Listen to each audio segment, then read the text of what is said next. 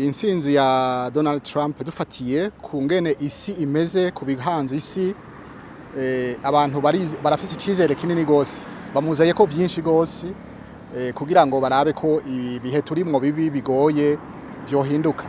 Aha turafata ahantu bita muri Indo-Pacifique aho Washinwa na Taiwan na za Philippines usanga hari ibibazo vyinshi, Amerika ikagomba kubijamwo, abashinwa bati ntimuze. Hakaba rero na hariya muri Korea ya ruguru na Korea y'Epfo ibihugu bafitaniye.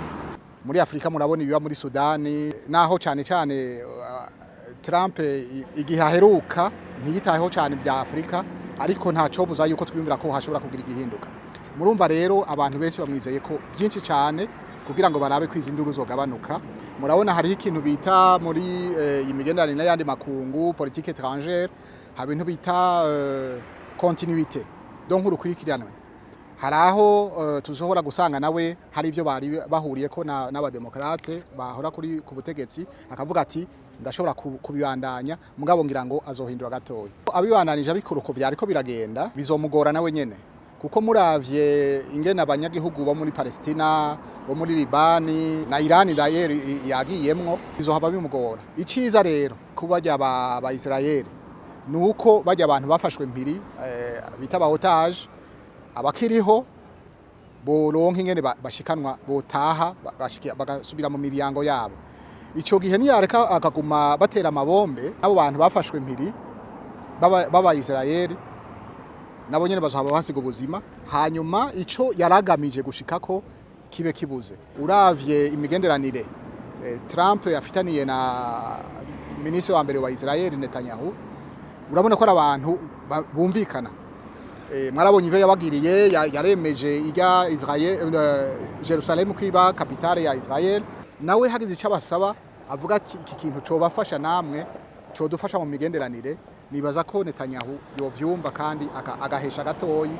Ico gihe rero bose boba bagize ico bahuriyeko, bose bungutse. Baravuga n'ivyo twumva ko Donald Trump na President Putin umengo barumvikana, kandi na Donald Trump akiri mu kandida yaravuga yuko hamwe yotorwa iyo ngwano ya Ukraine ashobora kuyimara mu minsi mikeyi gose.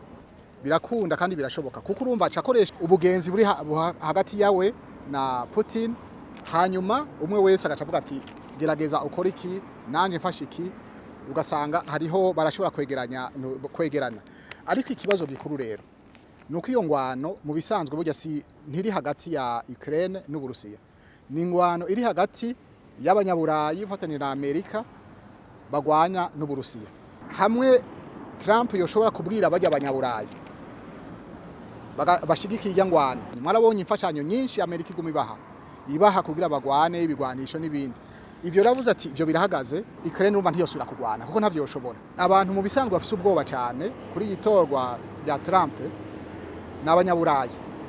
Abanyaburayi barafise ingorane cyane kuko urabona no kuri ntuzeye manda yiwe herutse hari ibintu byinshi batumvikanyeko.